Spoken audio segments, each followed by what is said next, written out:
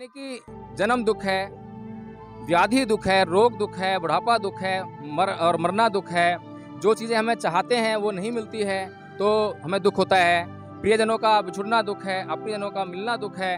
तो इस तरह से कुल मिलाकर ये जो हमारा शरीर है ये दुखों का घर है। दुखों का घर इसलिए है कि हर एक प्राणी जो है सुख ही सुख चाहता है, और जैसे ही उसे जो है थोड़ा सा सुख उसको मिलता है तो उसको भोगने लगता है। वह भूल जाता है कि इस सुख के बाद, इस सुख को भोगने के बाद उसे फिर दुख में पड़ना है, और वो अपने जीवन से कभी भी दुखों को दूर नहीं कर पाता। इसीलिए बुद्ध ने इस बात को जाना, और बुद्ध ने जो है सबसे पहले जो जीवन में दुख हैं उनको ढूंढा और उनका नाश कर दिया, बिल्कुल खत्म कर दिया उनको। फिर जब दुख का नाश हो जाता है तो उसके बाद क्या रह जाता है? उसके बाद रह जाता है सुख।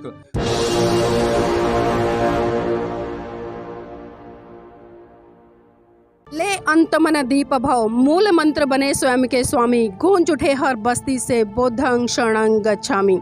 नमस्कार साथियों, आप देख रहे हैं एनबी न्यूज़ 24/7 नीलम बौद्ध के साथ। और आप जिस तरह से देख रहे हैं, आज मैं हूं बुलंदशहर जिला उत्तर प्रदेश में, जो गांव हिसोटी है, वहां पर एक धम्म कारवा का आयोजन किया गया है, जो कि धम्मपद ट्रस्ट के माध्यम से किया गया है। और आप देख पाएंगे यहाँ पर बहुत ही खूबसूरत एक मंजर है, और उस मंजर से मैं आपको रूबरू करा रही हूँ। देखिए, पहले जिस तरह से अभी मैंने दिखाया, महाकारुणिक तथागत बुद्ध की विशाल प्रतिमा थी, और उस प्रतिमा के तहत ही इस कारवा की शुरुआत की गई है। और अगली कड़ी में भिक्खु हैं, इसमें आप देख सकते हैं जो भिक्खु हैं वो पैदल मार्च कर रहे हैं इस कारवा में। और इसी कड़ी में उनके साथ में एडवोकेट जय भीम प्रकाश जी हैं, डॉक्टर धम्मवीर जी हैं, दिल्ली से चलकर आए हैं, अनिल जी हैं, और भी तमाम साथी इस कारवा का हिस्सा बने हैं। और जिस तरह से आप देख सकते हैं कि जो विश्व शांति निवारण अभियान है उसके तहत एक बहुत बड़ा मैसेज देश के लोगों को देना चाह रहे हैं। और यहाँ पर जो छोटे छोटे बच्चे हैं, आप देखिए उनके हाथों में जो पट्टिका है वो लगी हुई है, और अलग अलग उस पर भगवान बुद्ध के संदेश लिखे गए हैं, और लगातार नारे लगाए हैं, बुद्धं शरणं गच्छामि, धम्मं शरणं गच्छामि,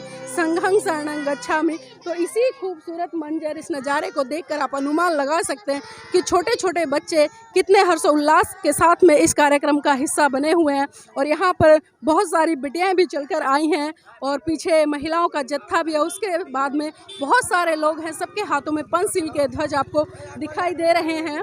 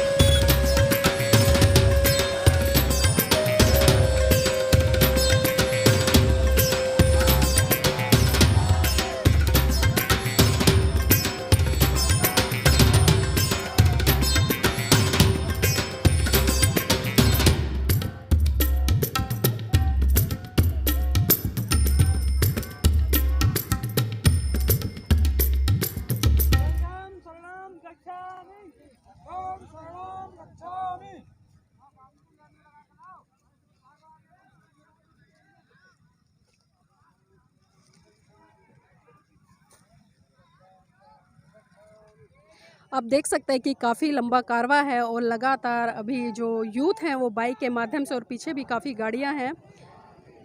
लेकिन अभी मैं आपको आगे लेकर चलना चाहूँगी।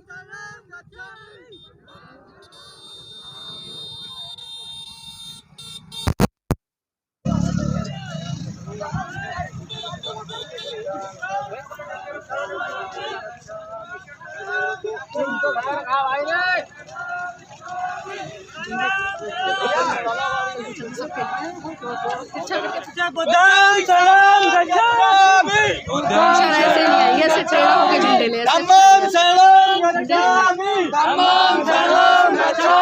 संघं शरणं गच्छामि, संघं शरणं गच्छामि, एक संग कह दे गच्छामि, बुद्धं शरणं गच्छामि।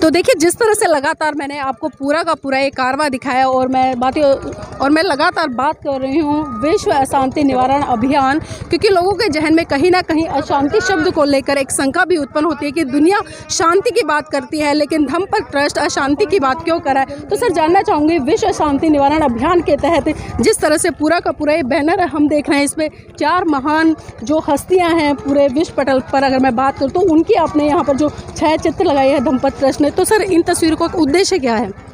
देखिए नीलम जी, सबसे पहले तो हमें समझना पड़ेगा कि ये जो हमने बैनर बनवाया है इसके पीछे हमारी सोच क्या है, हमारा उद्देश्य क्या है।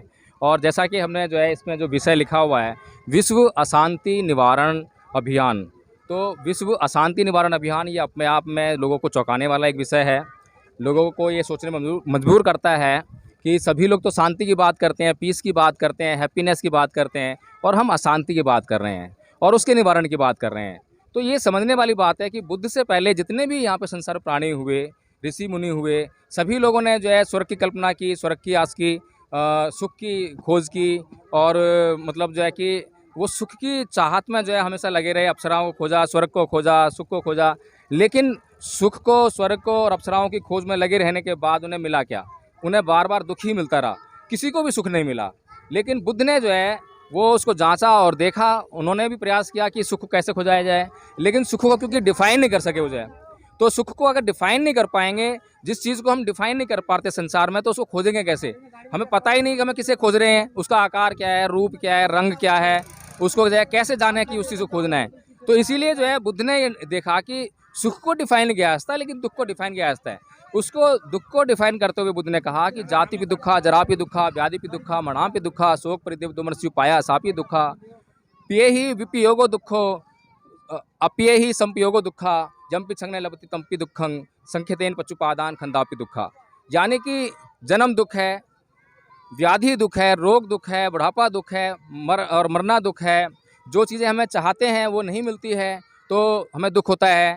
प्रियजनों का बिछुड़ना दुख है, अप्रियजनों का मिलना दुख है। तो इस तरह से कुल मिलाकर ये जो हमारा शरीर है ये दुखों का घर है। दुखों का घर इसलिए है कि हर एक प्राणी जो है सुख ही सुख चाहता है, और जैसे ही उसे जो है थोड़ा सा सुख उसको मिलता है तो उसको भोगने लगता है।